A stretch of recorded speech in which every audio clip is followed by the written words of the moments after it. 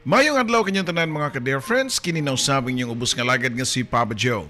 Karong adlaw lahi na sad nga istorya ang inyohang madungog nga pinada sa usa sa tuang YouTube subscribers. Sa ato mga kaigsunan diha nga wala pa maka-subscribe sa tuang YouTube channel, please subscribe and click the notification button para ma-notify mo sa mga bag-o na itong mga istorya nga ato ang i-upload. O sa mga nangita sa mga daan sad nga mga istorya, inyo ka na makaplagan sa Katabi with Ate Gems YouTube channel. I-subscribe na lang pod o i-click ang notification button.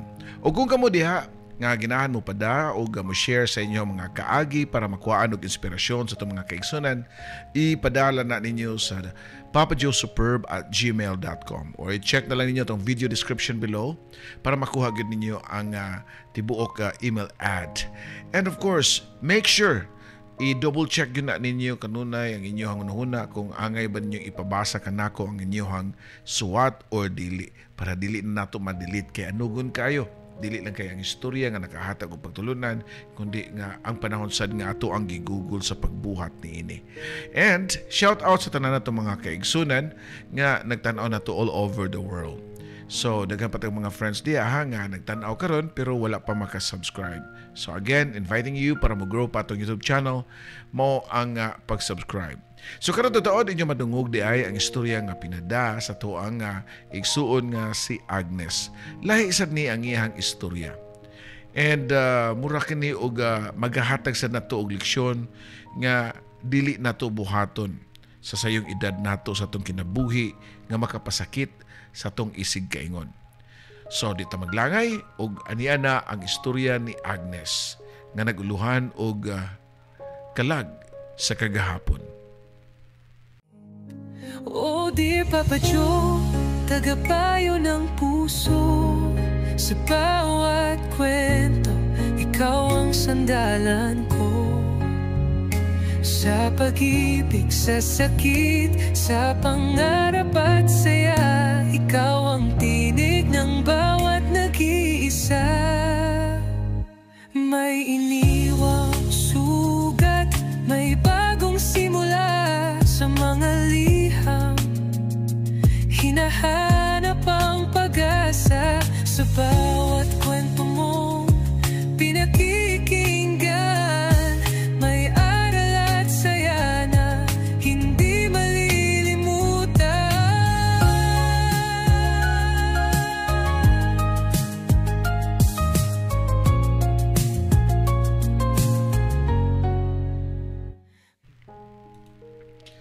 Dear Papa Joe, tuwagan lang ko sa pangan nga Agnes. O kining istorya ha, kay kaagi kini sa ako ang nabana karon. Sa sayan siguro kay kining nahitabo niya bunga sa iyahang pagkadisgrasya. Pero sa pagtan-aw sa ordinaryo mga tao, mahug kini nga gaba. Mao kining istorya, Papa Joe. Sa usa ka barangay, dili lang sa Cebu, nga di lang nako i-mention.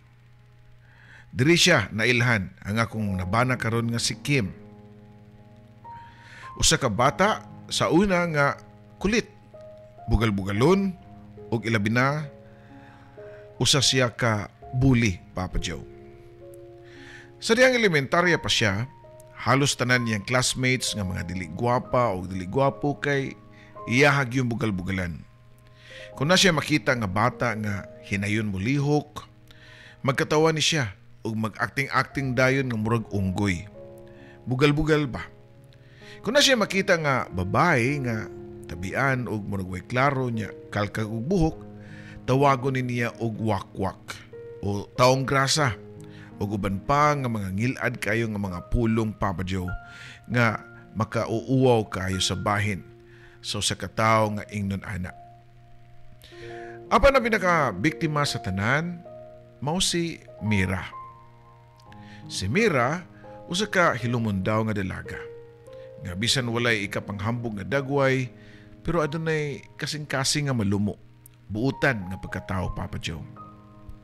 Sa klase, kusog siya mapil og mga tubag nga mga pangutana o kusog siya motubag sa mga pangutana sa ilahang mga maestro ug maestra. Pero usahay tungod siyang pagkataklesa ug kalmang nga batasan, iyang nasulti siyang classmate daw nga nakalike siya ni Kim. Sus kay utro man sad nga mga bugal-bugalon ang iyahang mga classmates, Papa Joe. Mao nga nakatag dayon ang istorya, dali kayo nga nikatag og nahibaw-an nga naa siya'y crush ngadto kang Kim. Pagkarungog ni Kim nga si Mira nakagusto niya, wa siya malipay kay gikaibgan siya og babae nga bati og naong daw. Hinuon, gihimo niya nga mao ang pagpakauwaw sa maong dalagita, Papa Joe. Kada adlaw, iyang sultian ang maong babae at tubangan sa klase kung unsa siya. Hoy, si Mira ba? Magsunod-sunod na ko kay uyab daw mi. Bati asig naong nga ning uyaba, uy. Walay lain niya pakapin. May pamangginamos, may pakapin una. Mao ni gisulti ni Kim at tubangan sa iyang klase. Ug ang mga nakadungog ng mga classmates niya nangatawa, Papa Joe. Siguro daghang makarelate nga mga kaigsuunan nato dihang mga bata pa sila nga mga estudyante. Si Mira, Papa Joe, maghilak na lang pirmi sa kasakit nga mugal-bugal ni Kim. Apan bisan og naghilak siya, si Kim di gyud mohunong sa iyang panglait nga tukang Mira. Ang iyang mga barkada mungisi lang pod og moapil na sad og pagbugal-bugal o manglait ngadto kang Mira. Tungod sa kanunay nga pagbugal-bugal o panginsulto ngadto kang Mira, nasakitan gyud si Mira og apektado na kay siya niini. Gikan sa usa ka tawo o dalagang nga friendly, nahimo siya nga masakiton nga bata. Nikalit lang siya og kahugo. Dili na siya musud sa klase. Sige lang siya og hilanat. Hangtod so way na kay balo nga nadana dahi siya sa grabe nga depresyon. Usa ka buntag, Papa Joe, wa na siya makabalik sa eskwelahan. Ang maestro nagsulti nga nagkasakit siya. Pero gilubong na lang gani ni kay namatay di ay kini. Pero way klaro nga kasayuran ang mga classmate kung naunsa gyud si Mira. Wa gyud si Kim kabaw nga si Mira namatay tungod sa kasakit o kasubo nga siya mismo ang hinungdan, Papa Joe. Pagabot sa high school ni Kim, Papa Joe, magsige gihapon si Kim sa iyang pagkabuli. Apan pagabot ng kolehiyo, naginahinay na siya kausap sa kinabuhi tungod siguro nga ni mature na sad siya og dili na bata. Nakaton siya nga ang kalibutan dili lang siguro puro katawa lang og puro kabuang. Nakaagi siya og mga kasakit og dinhi nasud ang akong kinabuhi niya, Papa Joe. Kay nahimo ko niyang uyab ni Kim. Og tungod sa kong batasan nga makaingon ko nga tarong, natabangan gyud nako si Kim nga mausab sa inahinay, Papa Joe. Ako, Papa Joe, ang unang tao nga nagtudlo kaniya unsaon pagrespeto sa uban. Sa akong gugma, si Kim nahimong bagong tao. Wana niya lingia pa ang iyang karaang batasan nga usa ka bully. Og siya kagulingon nakasabot siya nga dagan siyang nasakitan o gipasakitan kaniadto nga mga tao. Apan giisip na lamang to niya nga mga bata pa mamiato, wa sa may klaro sad. Human sa kolehiyo, Papa Joe, nakatrabaho siya sa usa ka kompanya sa syudad.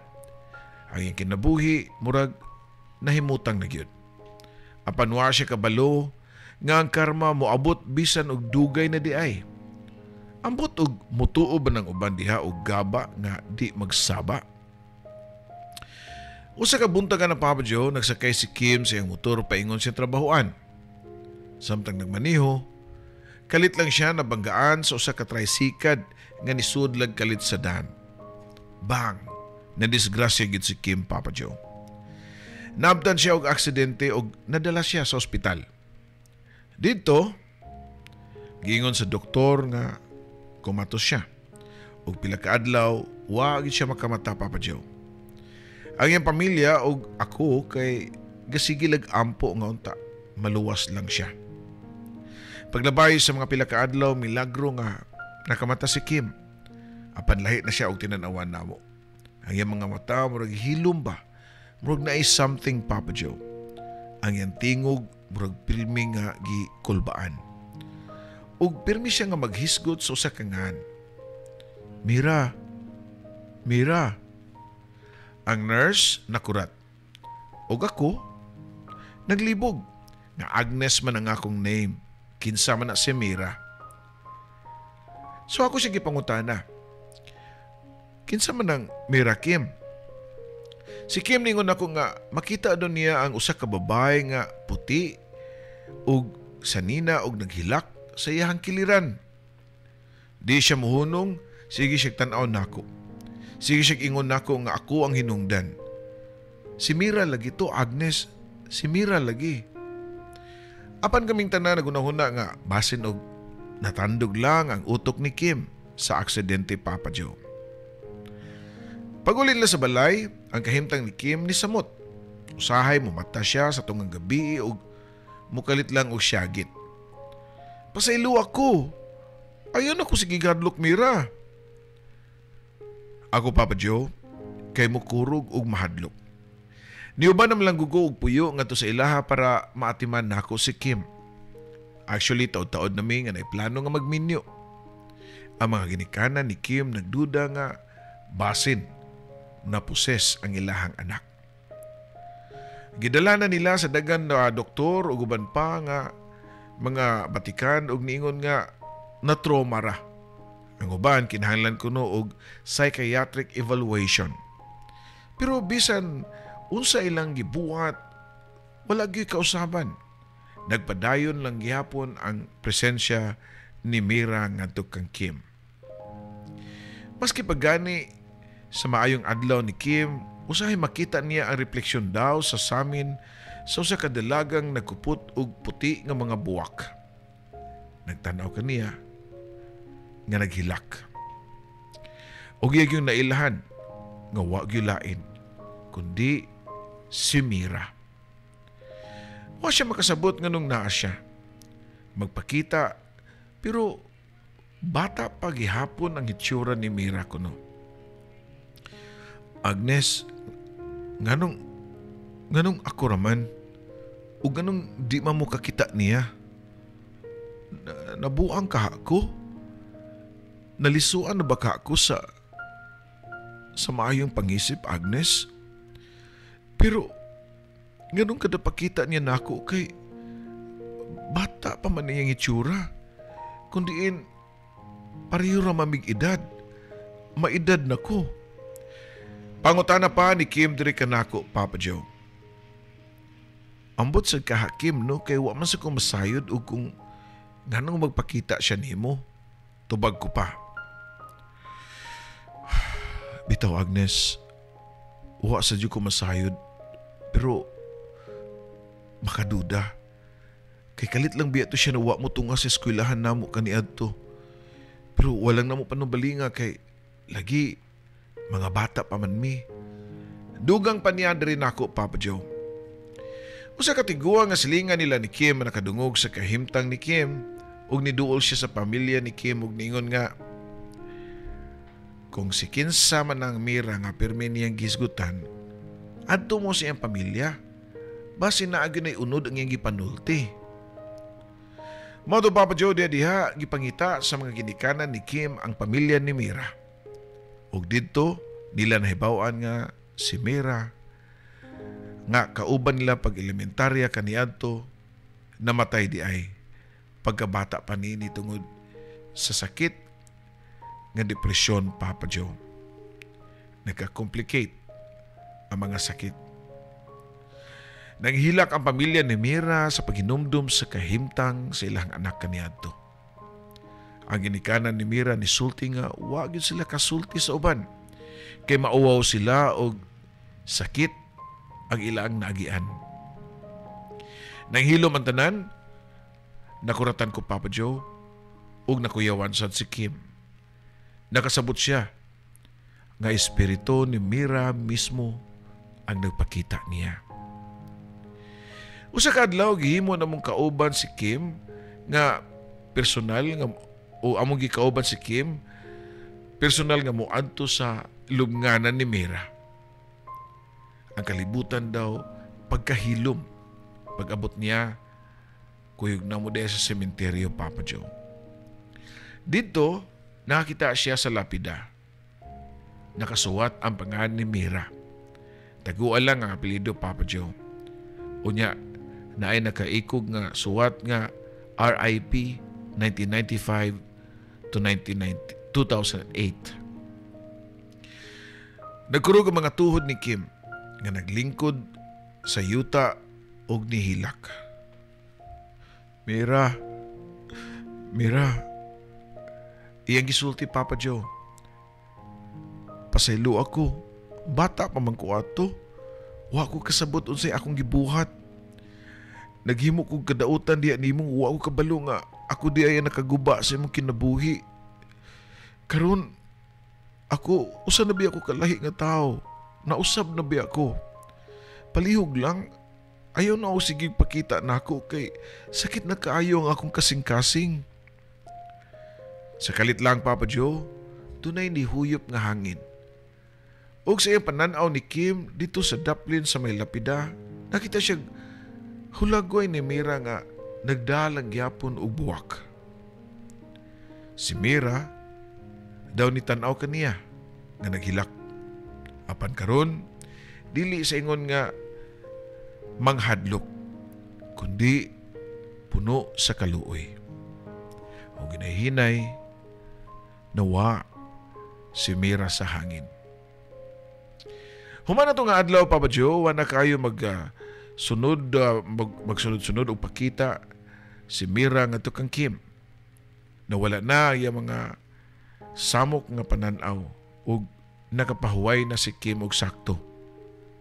Pero apan siya kasing-kasing, Papa Joe, di gyud mawa ang kasakit sa iyang gibuhat o ang kasakit sa iyang gibuhat. Kaya nakabaho siya nga bisan pa nga si Mira nakapahuway na ang iyang mga sala, di gyud niya malimtan hangtod sa kahangturan. Ug mao ka na pinakasakit nga silot para niya, Papa Joe. Ang kahimtang nga di nimo mapapas ang kalag sa kagahapon. Ako, Papa Joe, nagpabilin kaniya. Pero sa tanang gabi nga maginusara siya, mukatawa lang siya kalit o muhilak. Naguna-una so sa ka simple kayo nga butang. Matod pa niya na ako nga, Agnes, kung wa pa na ako gibulik, wa pa ko nagbuling ato kang Mira, no? Basin buhi pa siya. Basin og nakabot na niya ang iyang mga damgo. Ako siyang itubag nga, ayaw na lang nagbasula imong kagalingan, Kim. Kay wala pa man sa may mga buot niya to. Siguro, buhat ang mga butang nga makahatag og pagtulunan sa mga batanon nga di nila sundo ng imong binuhatan. Labi na og magkapamilya na tapuhon og magkaanak na ta. Papa Joe, ambot ba nga di man jud ko mutuo sa sitwasyon ni Kim. Kay para nako, bunga lang kini sa iyang pagkadisgrasya. Doon na siguro yung natandog sa iyang utok, sa iyang pangunahuna. Kay kung tinuod pa kini, nganong sa katason sa panahon, nganong kato pa man gyud nga nigawas human sa iyang pagkadisgrasya. Pero tungod lagi kay nahigugma ko kaniya ug naluoy na ko sa iyang sitwasyon, ako nilang siya gi-comfort pirmi. Dili gani kay kana lang. Niadtog yung ko gani sa simbahan o gipamisahan ako ang kalag ni Mira. Maski di mi kaila, dito ko sa sementeryo o kakurang usa o nihangyo nga undangan niya si Kim. Usahay, makita gyapon si Kim og puti nga buwak nga gibutang imabaw sa ilahang lamesa. Nga way tao nga niadto. Agnes, kamo ba ni Mama ang nagbutang og buwak sa lamesa? Pangutana pa ni Kim din nako. Ha? Kay naadi ay, tubag ko pa. Oo. Ato agani. Nganong puti man to eh. Muram nagbuwak sa patay. Mao ni mga pong ni Kim, Papa Joe. Mao nga niadto ko sa ilahang dining room, Papa Joe, pero wa ko'y nakitang buwak dito. Nagduda na gyud ko nga nag-hallucinate gyud ni si Kim. Pero gipalabay lang nako ni.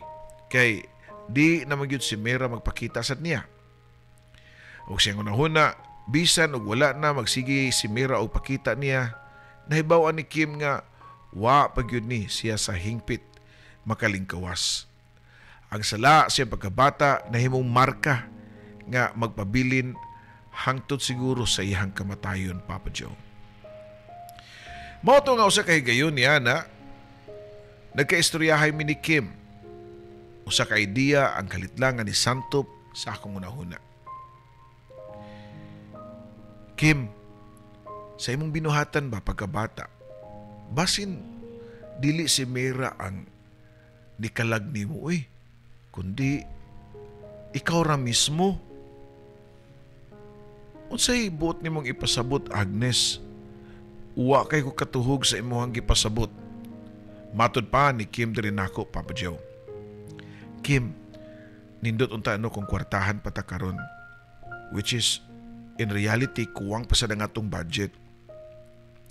Nindot unta nga mag-reunion mo, pero kay kapos pa man ta, unsa ka og bisitahon nimo tagsa-tagsa ang mga classmate nimo nga imong napasakitan sa imong mga binuhatan sa una. Basin mo na gusto ni Mira, diha nimo nga imong buhaton nga mga pasaylo nila.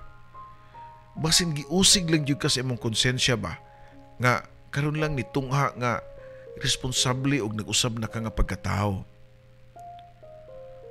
Sa paminaw nimo mao ka na makatabang kay buhaton dayon ako na.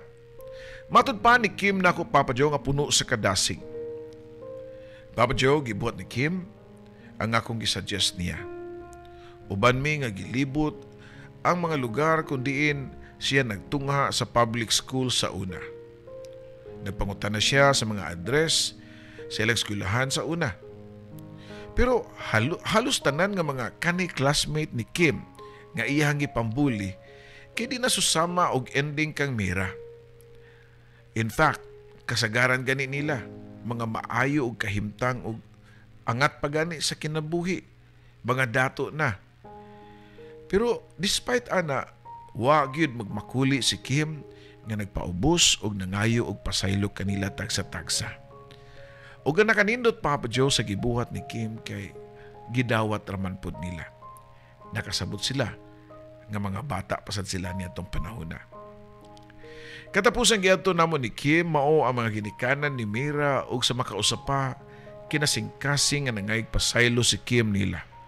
Og gidawat raman pod nila.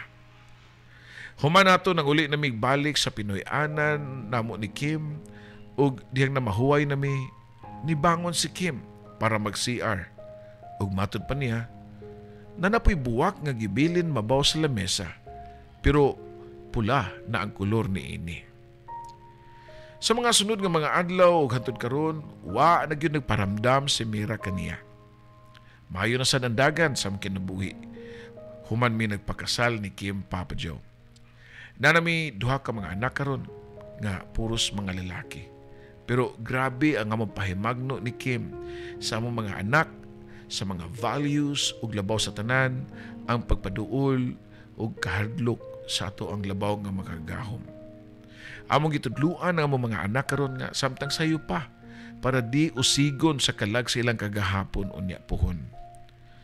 Papa Joe, daghang salamat kayo sa imong pagtagad sa kong suwat ug kini ang imuhang ubos nga magdatampo, Agnes. Mga ka-dear friends, ang sugilanon ni Kim ug ni Mira, baro itaw nagsilbi nga pahimagno nato ba? Pahimagno natong tanan. Ang pagpanlupig bitaw or kanang ubos kay ka og tinanawan sa imong isig kaingon or pagpasakit sa uban, di na gyud na mawa sa atong kinabuhi. Balik-balik na, makonsensya ta ba? Bisan og mingon ka nga bata pa man tato, walay klaro, ang kasakit nga imong gibilin sa laing tao mahimong mubalik sa panahon nga di nimo damhon. Og mo ni matud pa ingon nila nga what goes around comes around. Usahay dili diha dayon mo epekto ang ato ang gibuhat. Usahay dili mo hang dayon inigpusa nato sa sili. Ug kung ang espiritu sa mga tao nga imuhang nasigitan musunod pa gyud nimo, basin dili na espiritu gyud nila ang nagsunod nato, kundi ang ato ang mismong kalag sa kagahapon. Bitaw mga ka-dear friends, I hope nga nakuhaan sa ninyong leksyon. I'm sure nga daghan ang mo comment diha nga di mo tuo kay wala pa'y patay nga ni balik ingana, or mingon nga dili na kalag kay gigamit ra na sa lain nga daotang elemento. Daghan-daghan jud kay taog mga opinion nga pwede nato nga masulti sa sitwasyon nga ingani. Pero at the end, ang pagpasaylo sa atong kaugalingon, pagpasaylo, pagpaubos na to, pangayag pasaylo sa mga na ligsa na to, mo'y pinakamaayo o pinakalabaw gyud ang pagpangayag pasaylo sa atong labaw nga mga agahom. Daghang salamat kayo sa inyo nga pagtan-aw o ginaot pa nga na-enjoy mo o makahatag mi og kalingawan ug inspirasyon ninyo. Kinisa ninyong ubos nga lagad, Papa Joe.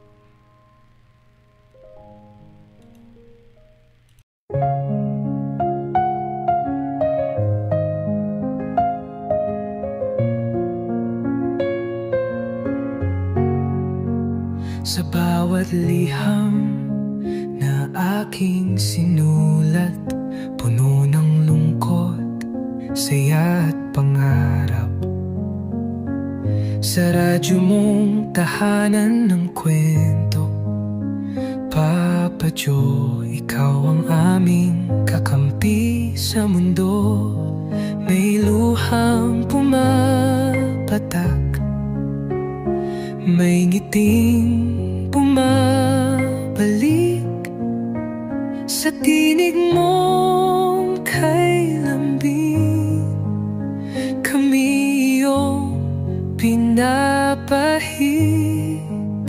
Oh dear Papa Joe, tagapayo ng puso. Sa bawat kwento, ikaw ang sandalan ko. Sa pag-ibig, sa sakit, sa pangarap at saya, ikaw ang tinig ng bawat nag-iisa. May iniwang sugat, may bagong simula sa mga liham. Hinahanap ang pag-asa sa bawat kwento mong pinakikinggan. May aral at saya na hindi malilimutan.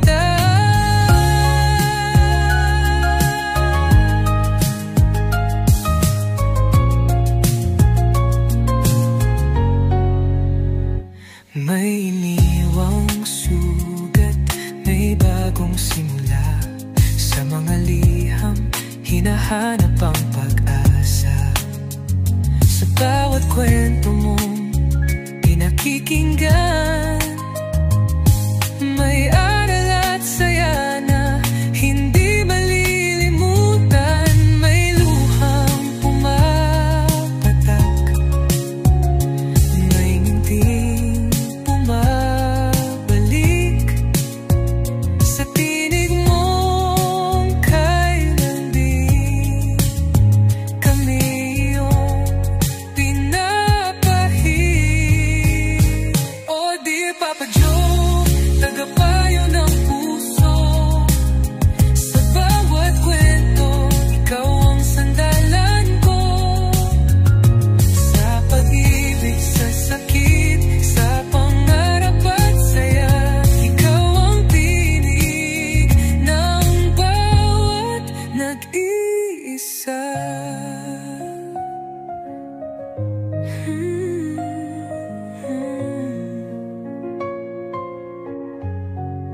Sa alon ng radyo, tinig mong gabay, nagbibigay pag-asa sa bawat buhay. Kahit saan man kami dalhin ng mundo, ikaw ang kaibigang laging nandyan, Papa Joe. Oh dear Papa Joe, aming kaibigan, salamat sa kwento mong walang pusan.